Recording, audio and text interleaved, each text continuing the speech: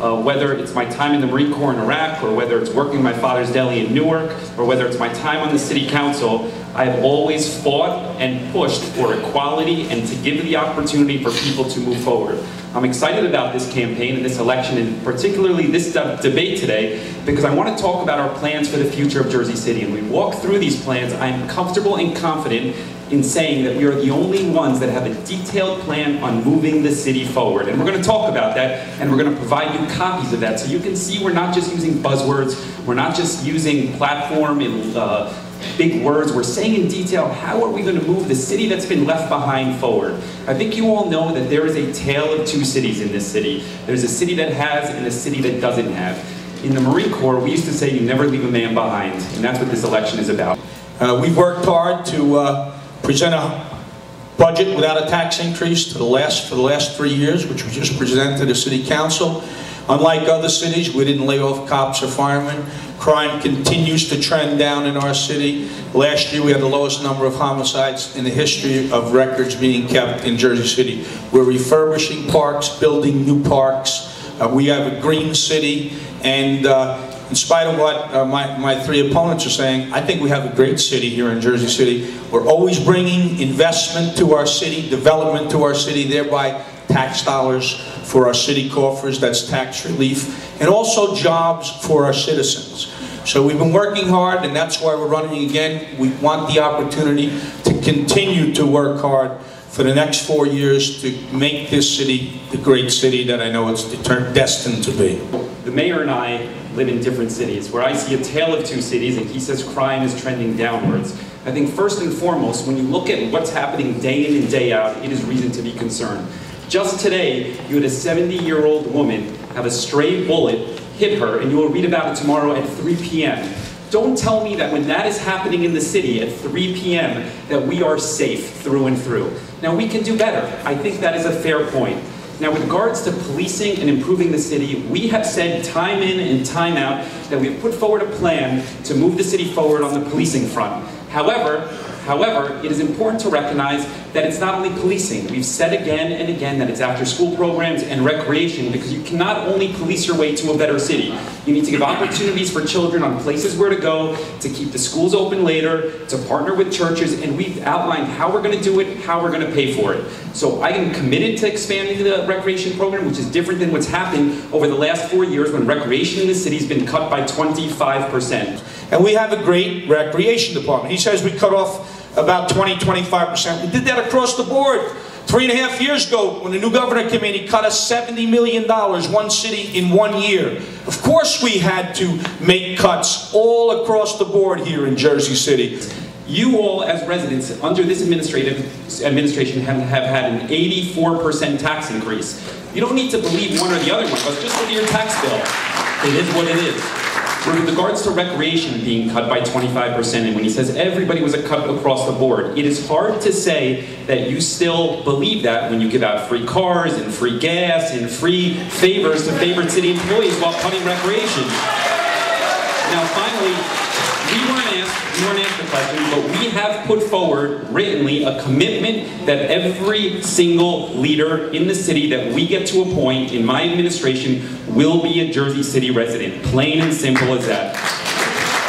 And then finally, on tax abatements, which was the question essentially, we are going to use them judiciously to incentivize development in the south side of Jersey City. My record on the tax abatements speak for itself. I do not support long-term tax abatements on the waterfront. Plain and simple, I do not believe they're no longer necessary. I believe we can move the city forward by incentivizing development in areas that need it, like Ward F, Ward A, Ward B. I can't believe you said that I lied about something in a mailer or something, Steve. If anything that you put out in the filth that you've been putting out about me for the last week and on TV and mailers and handouts, if any of that were true, I wouldn't be here, folks. I'd be sitting in some federal penitentiary someplace. Number one. Now let me answer the question. And I invite everybody, every initiative that we put before the city council that would bring investment, development, tax relief, and jobs to this city. Almost every single one, Steve, you have voted against.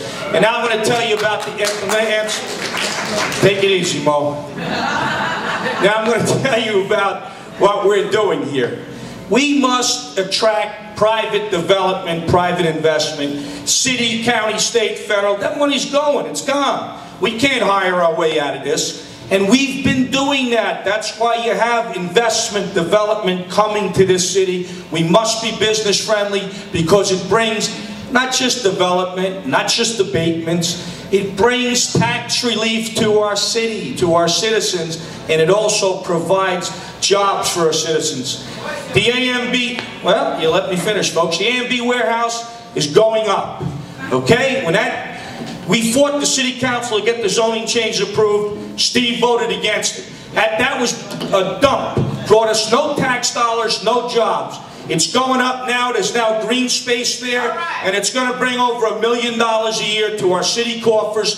260 union construction jobs during the build-out, and 800 jobs aimed at Jersey City residents when that takes place within about 15 months from now.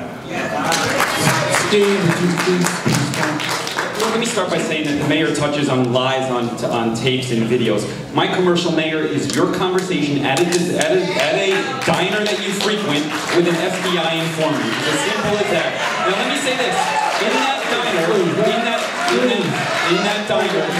that diner, there are 4 people. There are you, the FBI informant, your treasurer, where the money went, who was sitting in a federal Texas prison, a 78-year-old grandma, right now who took the fall, and a consultant of yours who committed suicide the day after. So if you are saying, if you are saying that the standard is that you were not arrested, if that is the standard that we are going on and striving for in Jersey City, that you are okay because you weren't arrested, that is a fundamental problem that we are talking about today, okay? Now, let me say this. On the A&B warehouse, you must think we're all stupid. That was approved 8 years ago. You put a hard hat on, break ground last week. I don't put hard hats on, Steve. Break ground last week. That's the first piece of BS. Okay. Mayor, please. Mailings in your commercial are a cut and paste job. Everything taken out of context to create a piece of fiction to portray me as a corrupt public official. You even say I took cash. It's all nonsense, Steve, and it's filthy. When you think about the safety of Jersey City today and the numbers, there are 2,000 violent crimes last year. That is a real number. Some of our districts are amongst the busiest in the state of New Jersey. That is relative to Camden, Newark, Patterson. Those are real things. When you think about police manpower and how they are used today, we are near an all-time low on police manpower. We have put forward, and I will provide it to you at the end of the night, detailed plans, not just saying community-based policing. We told you how we're going to get there, how we're going to increase visibility, not to just apprehend after, but to prevent the crimes before, because that's really what this is about decentralization of command, to increase accountability, and most importantly that's in here is I recognize that you cannot only police your way to a better city. You need after-school programs, you need recreation, you need to partner with the churches in order to really provide safety. So it's community policing and it's recreation working together to provide a safer Jersey City. I've been to all of the schools, and I don't think they're as horrible as they have been portrayed in the media and by other places. We have a great high school, McNair. We have a good number of solid grammar schools here in Jersey City. A lot of our high schools, the other high schools need some help. But every place I've gone, I've been impressed by the upkeep in the schools, by the teachers' attitudes who want to teach these youngsters, and by how polite these youngsters are and they seem to want to learn. Okay, but it can't be answered in the schools alone. A lot of this stuff starts at home. It starts with the churches. It starts, how are you going to teach a kid whose mother was 15 when the child was born, was not doing the right thing. The kid goes to school, he doesn't get fed properly, he's not paying attention, there's no guidance, discipline, and importantly, love at home because there's no experience there. This is a problem that starts in the home. The churches need to contribute to it. The community needs to contribute to it. And of course, our teachers have to do the best, our teachers' aid and our staffs at school and our principals, to bring out the best in these youngsters and make sure that they're prepared to go forward in this world as independent, productive human beings, and that's the whole goal of the schools. We need to work on it, and we need to work on it for a long time. The problem can't be corrected overnight. Let me say that this is another big disagreement between the mayor and I. When I look at the nature of the school systems here, and I say that the inaction of this administration over the last 10 years, it is alarming. You had 35 out of 40 failing schools. Outside of McNair, you had a 7% college readiness rate. That is scary. You had a 60% graduation rate. Think about those numbers. It is alarming, and nobody said anything. I fought to change the superintendent because the same way that I want to be held accountable next year, I think that the school leadership should be held accountable. And that is a fundamental difference, because if you look who's running on the mayor's ticket, it's the failed superintendent who's running for council in Ward A. We have put forward a partnership plan. Now look, I want to point this out, because this is a letter to teachers and Board of Education employees, because the mayor is going around with his friends today and saying Steve wants to privatize this and fire that. And let me tell you something, again, it's just not true. The reality of the situation is that they are using fear to push you out of desperation. The reality is that I am the one up here who has never supported vouchers. The mayor wrote a letter to the state assembly in support. It's fact. Look at it. My track record speaks for itself. And if you don't believe me, look at the people who are supporting me, from labor leaders to community leaders in Ward F, who would never, ever, ever want to hurt you. So if they're saying that I'm on the right side of the education issues, I'm not asking you to trust me on it. Trust them, because they've been in the community for 30 and 40 years, and they want to see the school move forward. I was talking earlier with regards to jobs about Danya, who lives in Bergen Lafayette, who's a third-generation plumber, and looks at all the construction on the waterfront here and says that I don't have an opportunity. Or Naeem, who I met the other day, who has an infraction a couple years ago and looks at all the progress in Jersey City. He lives in Ward F and says, why is there no job for me? When you look at this administration, you cannot say, because of the structure of government that we have here, only one person has the ability to hire. That's how we're structured. That is what is under what's called the Faulkner Act. It is the mayor. As council of Ward E, I am very proud of my record. Prevailing wage ordinance, giving people an opportunity to move from low income to middle income jobs. The only affordable housing plan ever put forward here that the mayor didn't support. The strictest pay to play in the state of New Jersey. Those things I got accomplished as being the minority on the city council.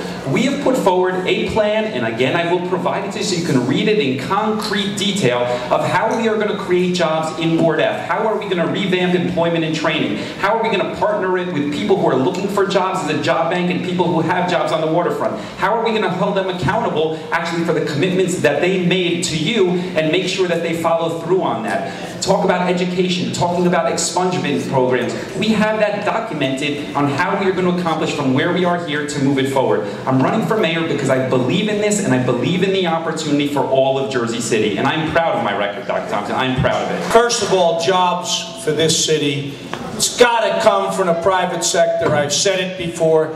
It's got to be private business. You must be business friendly. Bring the business here. Bring the development here, bring the investment here. Not only tax relief, it is jobs. It is jobs for our citizens.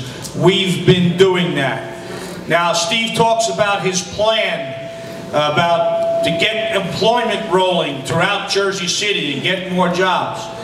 Steve, you've been on the council 8 years. You came up with your plan 3 months before an election, just as your police plan, 3 months before an election. Mayor, you blocked it over the course of the year. You're just not being truthful here. Gentlemen, Mayor, you're just not being honest. You're just not being honest, Mayor. All right. The key is to continue to be business friendly, bring investment, thereby development, thereby jobs to our city. And Thank you, man. I got to respond very quickly to some of the things that the councilman has said. That I'm for vouchers, first of all. Please give the mayor an opportunity to express himself. Nonsense. I wrote a letter on behalf of the Opportunity Scholarship Act, because cities around the state, their kids were going to be included in that. We were going to be excluded. That was money coming to people all over Jersey City who wanted to send their kids to a different school. I didn't want our kids to be cut out, and that's the letter that I vote. I've never approved of vouchers, okay? Second of all, Reverend McRae's bus. I've heard about it 4 different times. We know about it. It was horrible. But the fact is, the Jersey City Police Department apprehended that guy, and he's under prosecution right now. You know, Steve was talking about the schools and how his passion for education, as he said it another time. For the better part of a decade, he has not voted in a school board election. I think, Steve, the first time you voted was to vote for yourself when you were running against Congressman Menendez in 2004 in a Democratic primary. Listen, we worked hard. This city is better. These guys are not going to say that. Their job is to say, the city's going down the tubes and it's Healy's fault. Vote for us, not for him. Well, I'm proud of our record. I'm proud of this city. It is the gateway to the cultural, commercial, financial center of the world. Business is coming here. Residents are coming here because we have a great city. Because we're bringing investment. We're bringing jobs. And yes, the cops are doing a great job, way better than other places around the state. And that's why people want to come here and live. And that's why investment continues to come here. That's why I'm running. That's why we're building parks all over the city, refurbishing parks. Come over the Skyway and look to your right when you get to Jersey City, from Newark to Jersey City. And remember what was there, junkyard. Time. It's changed for the better. That's why I'm running again. Councilman Fulop. I'm not going to refute every single point that the mayor made because it's not good use of my time. I am going to say this, though. He talks about my voting record, and he omits that last year as the mayor of Jersey City, he didn't even vote in the Board of Education election. What does that say? But that's not where we're going to go. I am going to say this. Yeah, I didn't vote. I didn't vote when I graduated college till 2004 because, like many people in this community and throughout Jersey City, they are not civically minded when they are younger. And I didn't know that. And you know what, Mayor? You know, while you were giving out 4 and 5 jobs to your friends, I was in Iraq defending this country. So don't say for 1 second that you question my commitment to this country overall as far as my voting record, because I was in the desert during that time frame. Now let me start this. People ask every single day, why are you running for mayor? And I tell them the reason is it's the same exact reason there are 200 people here tonight listening to the things that we have to say. It's because you love Jersey City. And that's how I feel. I love this city. I love the culture, the diversity, the different neighborhoods. And when I think about it today, I am concerned whether it's taxes that have been up 85% or violent crimes or more corruption than any city in the country of this size. There are reasons to be concerned, to say the least. And when I think about the potential of this city, I don't think about being better than just the mayor's Jersey City or the best city in Hudson County. I believe that we can be the best mid-sized city in the United States of America. And that means every single community. Because we have things here that we take for granted, that we shouldn't accept mediocrity. Liberty State Park, diversity. Look around this room. We have a history like few other cities. We have so much to be proud of, and we should not accept mediocrity. That is what this election is about to me. When you go to the vote on May 14th, think about the future of the city. We are not saying that things are going okay and justifying just being reactionary that we arrested somebody. We should be thinking about stopping those crimes. That's really what we should be thinking about. How to make our schools better, not just saying that they're okay. May 14th, think about the future of Jersey City. Thank you.